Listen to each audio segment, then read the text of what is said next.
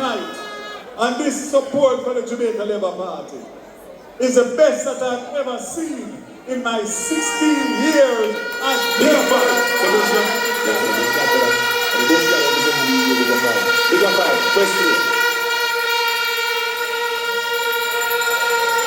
We are tried and proven.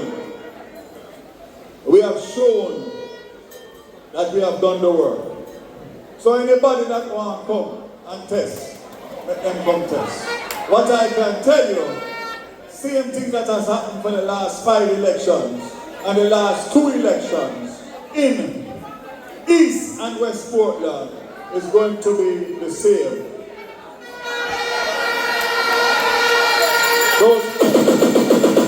Let me welcome to the platform the most incredible leader and Prime Minister that Jamaica has ever seen. And I don't afraid to say, a man who not only has the vision, but he knows how to connect the dots.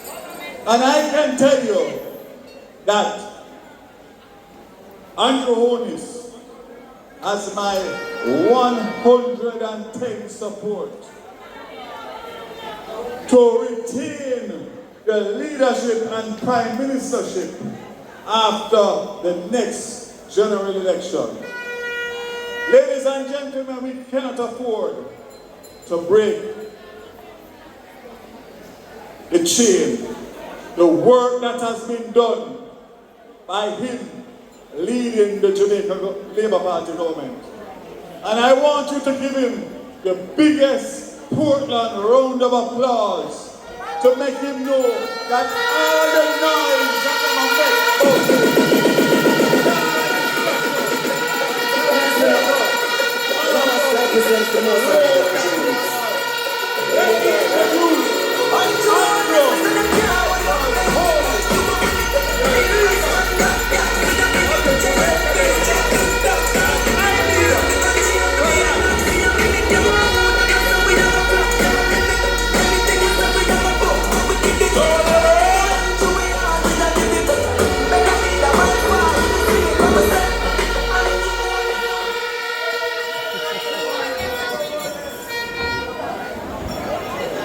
I am truly heartened to be in your midst this evening.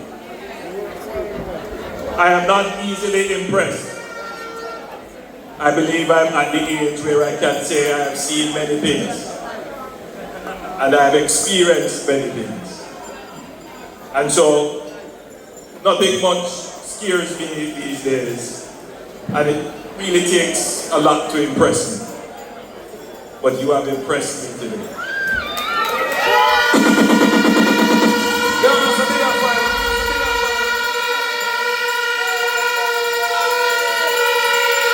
First, let me compliment you on how beautiful you all look.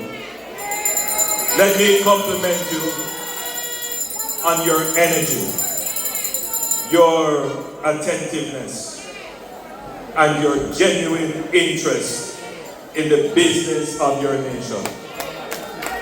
You could have been elsewhere, but you chose to be here. And that says a lot.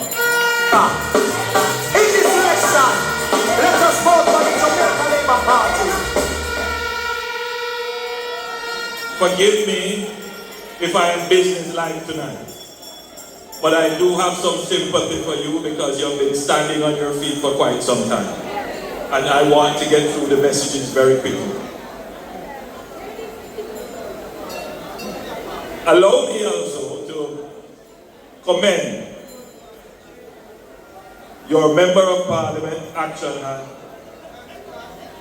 and the Member of Parliament for Western Portland, Action Man.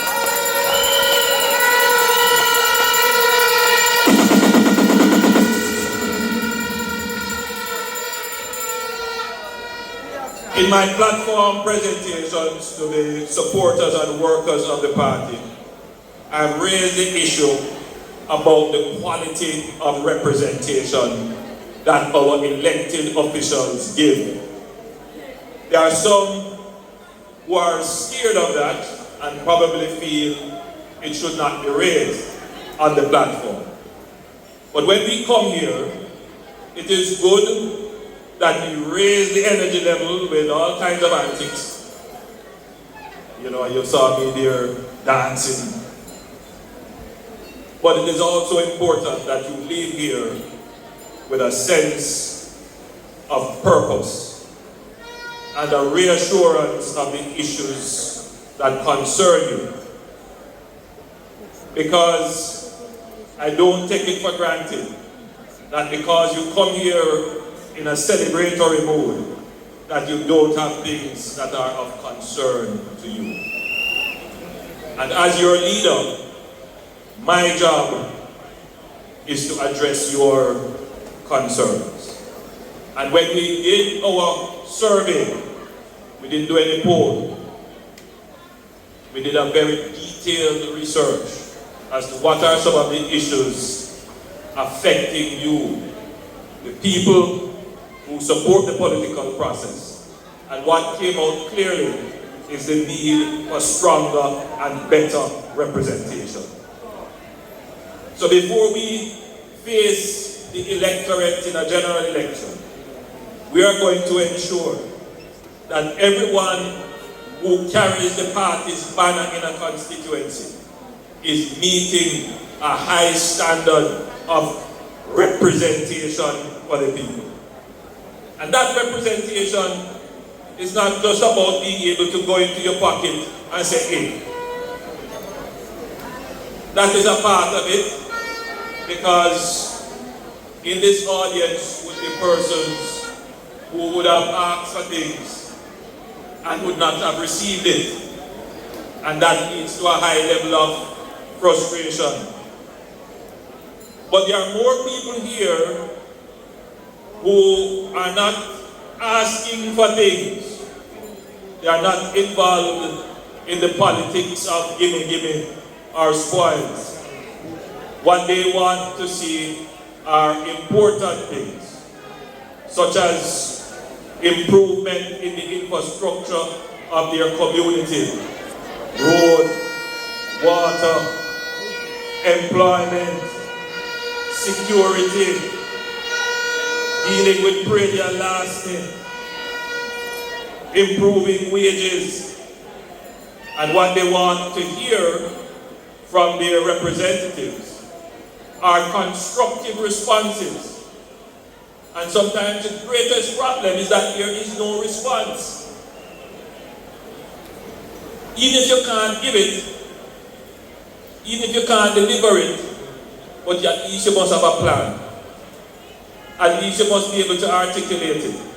And at least you must be able to go amongst the people, hear their complaints and frustration, take their cussing sometimes, and deal with the issues that face them. At the end of the day, people are reasonable in the main. And if you deal with them reasonably, they will deal with you reasonably.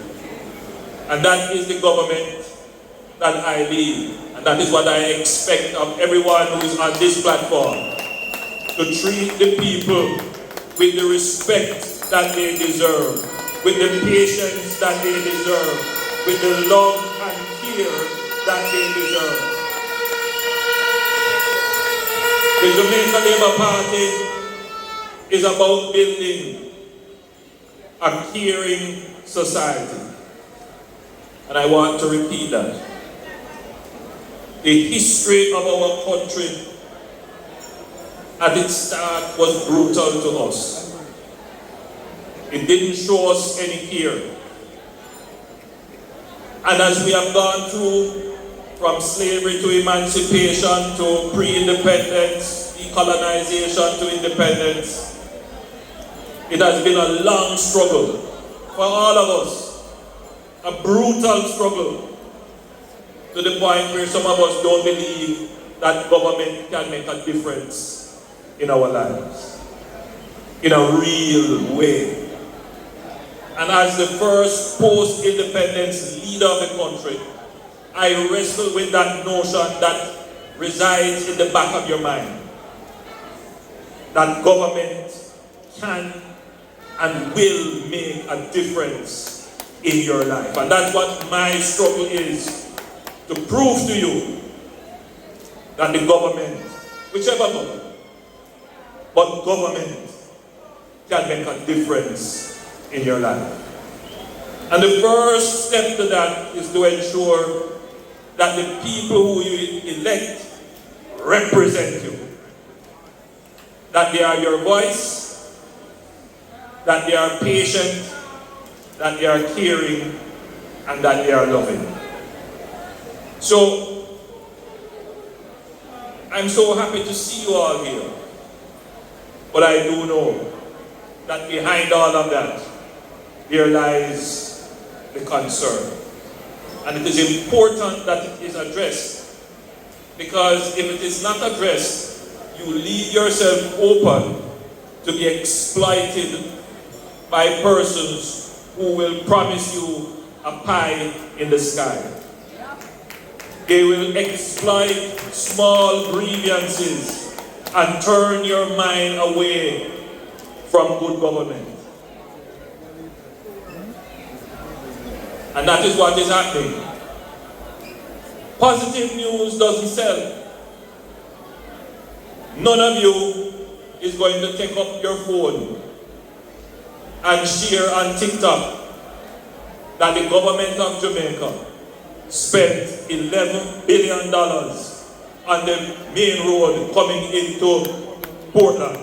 Nobody, you're not going to hear that.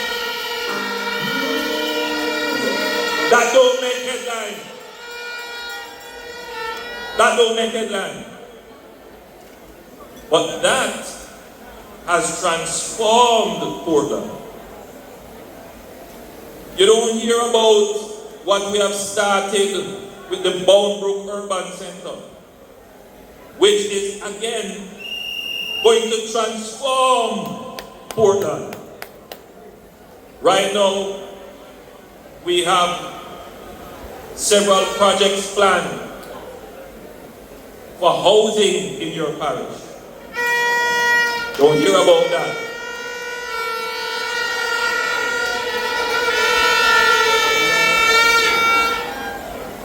You don't hear about the new bypass that we plan to build, which we have already started to acquire land. That is going to be over $50 million US. It's a bypass, but it is also a development road. It is going to open up a whole heap of lands that we can build low income, achievable, and affordable housing for the people of Portland.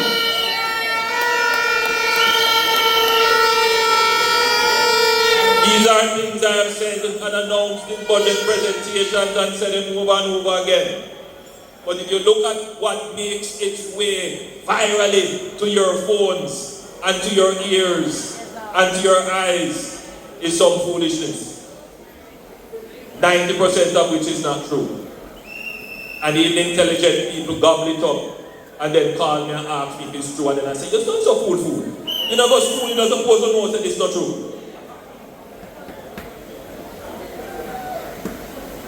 It tells me we have a problem with ignorance in the society. People not paying attention to the good things that are happening, numerous good things.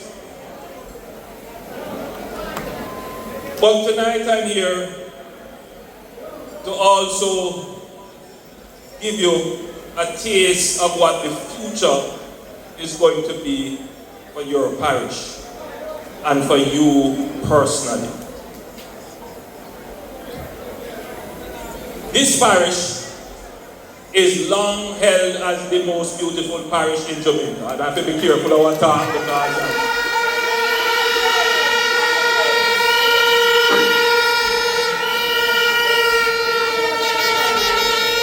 this parish has some gems.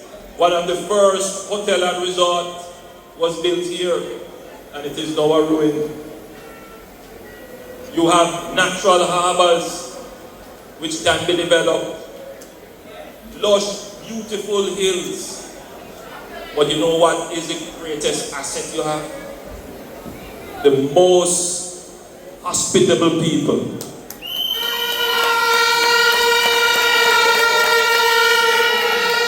Friendly, peaceful, warm, welcoming. This is still the place where tourists come and walk around freely. All over. What you have here is an invaluable asset which we must develop, but with great care. We cannot allow the potential for tourism in this area to be developed without it being, first of all, community-based, meaning that you get direct benefit from tourism, not just work in a hotel or in a resort, but people must be able to come to your home and stay in one of your bedrooms. We want to develop the tourism so that it is not overcrowded and crowd you out. We want to develop the tourism so that it is sustainable, meaning it is not using up more resources than how the resources can renew themselves. This parish into what is called high value, low density, low intensity tourism. What that means is that we are going to plan the development of the lands that are available very carefully. Not to take any land away from you. And if we have to take over some lands, to make sure that you are properly compensated with proper housing and land so that you can continue your business.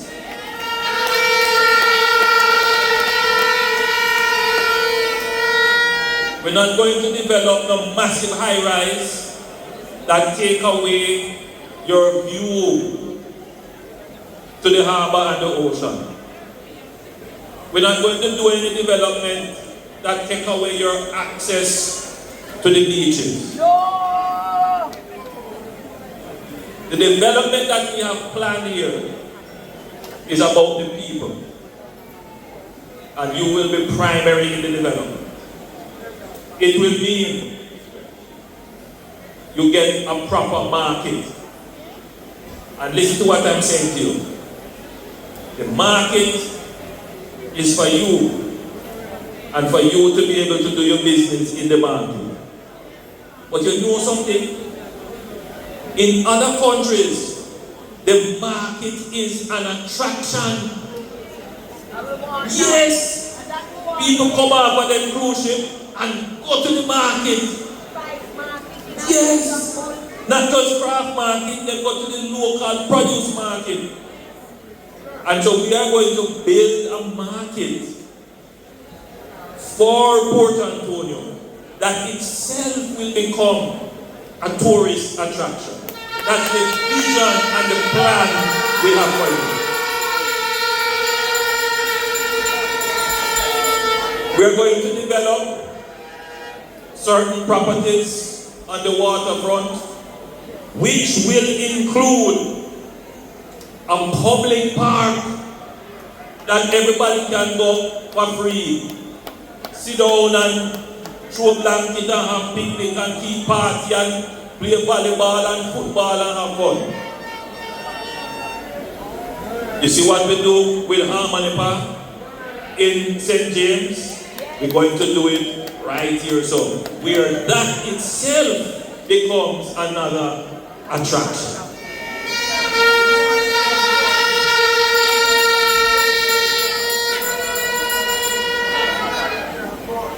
While I'm on the subject of tourism, and I still have your attention, I have been observing very closely the certain developments that are happening in the tourism industry. And you may be seeing that quite frequently there are reports of industrial action in the tourism industry. The tourism industry is 30% of what is produced in Jamaica. You see how large tourism is? It is 30% of our GDP. So of everything that this country produces, tourism is 30% of it. Tourism is our largest foreign exchange earner. And tourism is a significant contributor of revenues and taxes to the government. So effectively you could say that tourism is the golden goose, or rather the goose that lays the golden egg.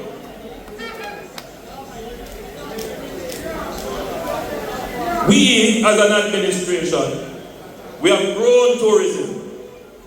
We move it from 2.5, 3 million to now we are over 4 million visitors. And we are growing the revenues. But as tourism is growing and expanding and adjusting, the workers, they are justified in also seeking their own household and their own remuneration and their own benefits to grow in proportion with the growth and development of the industry. This administration respects the workers. We hear their plight.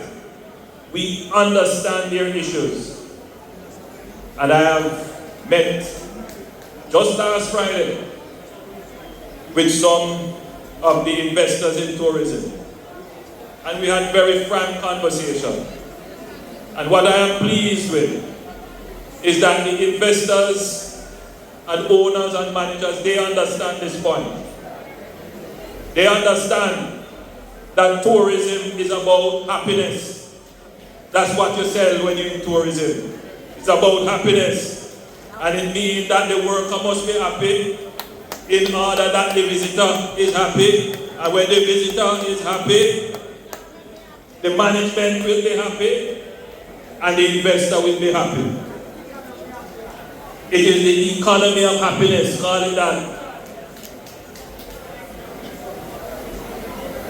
So, Minister Bartlett has been tasked to bring the sector together, to have real dialogue about how we're going to ensure that our workers in the tourism industry, that they are happy.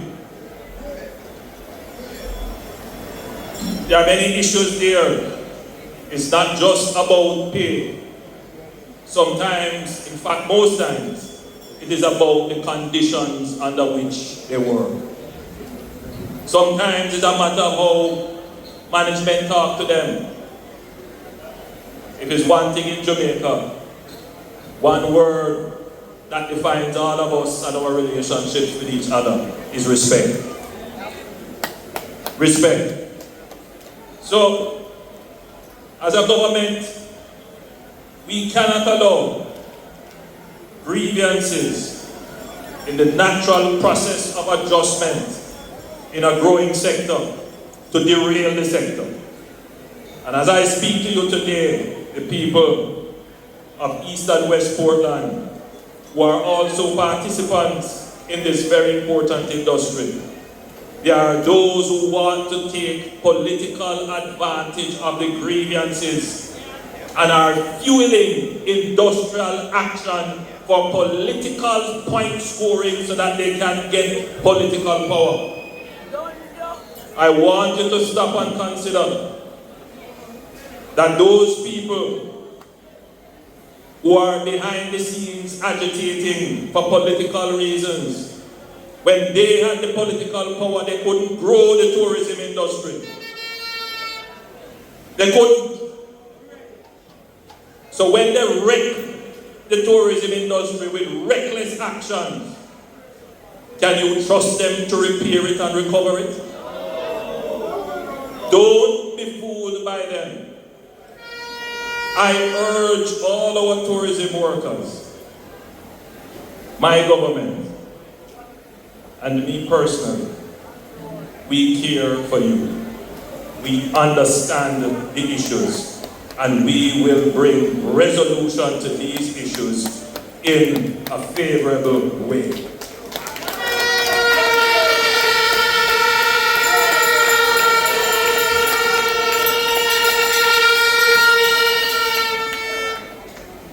There are two ways to increase the size or the slice of your pie. What you get in your pocket. One is the industrial negotiation. The pie is X, how much of that you go and get? And you argue and debate it. Oftentimes you don't have to go out and protest when there is an established process of debating how you get to what you want. But there is another way of increasing what you get in your pocket, and that is called growing the pie. The PNP only argue about how the pie share up, how the cake cut up, but they don't know how to make the pie grow bigger. They don't come to you on the platform and tell you how they are going to create an economy for Portland for which you can benefit and your life can change. They don't give you a vision for the future that shows you how you are going to be better off. They don't come to you and tell you how they're going to use the natural assets that you have to create wealth for you. They don't tell you that. All they come and do is talk about me and tell lies on me and tell all kind of lies.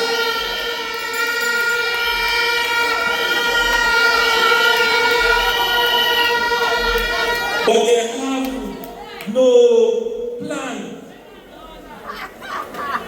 None. And the reason why they have no plan is because they don't care. What they care about is power. And they will take the easiest way to power, which is to play upon your grievances. In the same way that they are playing upon the grievances in the tourism industry. To create disruption, which could potentially destroy the goose that is laying the egg for all the way to survive.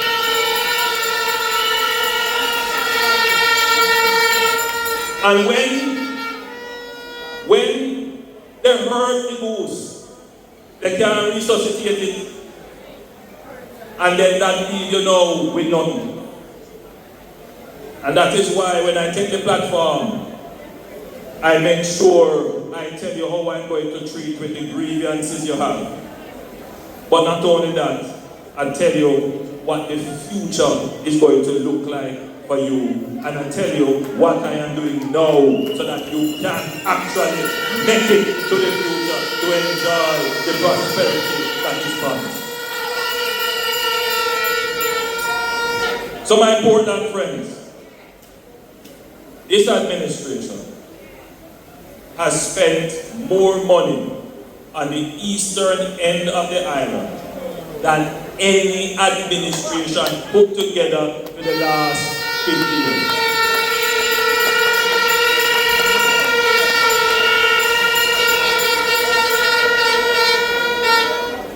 We are dealing with the issues that matter to you. And I guarantee you that within the next 2 years, Portland is going to be a whole new parish. In the same way that we are investing in St. Thomas. we are also making the same investments here in Portland. All of you, you're going to have more employment, you're going to have better income, you're going to have better quality housing, better road, better water, better health care, and better educational opportunities. That is what we are working hard for you. It is not a snap of the finger. You can't do everything one time. And some things you have to sequence it, meaning you have to do this before you do that. One of the first things you have to do, as the old adage says, the road to development starts with a road.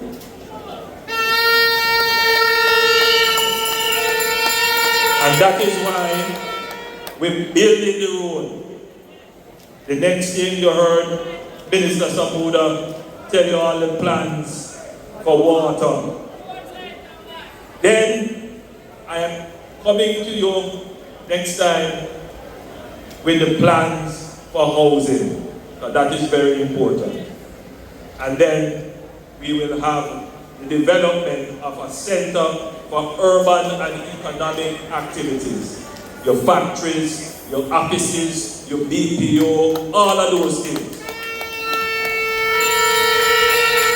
And little by little, you will see your parish and your town, your community and your household transform in front of your very eyes. My friends, you are critical to this. Don't believe that you are bystanders. You stand here and I account to you. I come here and you see me on the phone, I'm reading over my speech, checking to make sure I have all the information to give you because you are the important people. I have never taken my eyes off you. My ears is always attuned to what you are saying. I hear your cries when you go to the supermarket, when you are hit by the medical bills and the price rising. I hear, and I am working with the Minister of Finance to make sure the prices slow down because we hear, we understand. Don't believe we don't hear, we hear. When you drop in a pothole and after all the other lovely fabric that you call, and then you call my name, I hear it. So we have to fix the aging infrastructure and fix your roads. My eyes and my ears are attuned to you. And I extend my hand to you and I say, hold on to it and don't let it go. Let us together journey to the prosperity that the Lord our God has promised us. That is our destiny, that we have waited long for, that we have struggled through slavery and colonization. It is our destiny to be a prosperous and peaceful people. God bless you. I love you.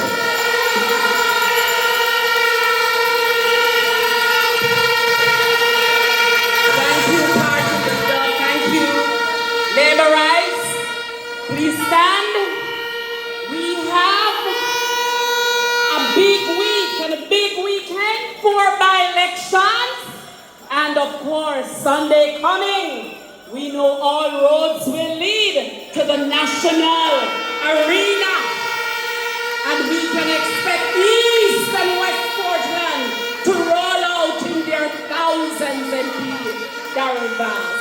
Let us all stand for the singing of the anthem of the Jamaica Labour Party.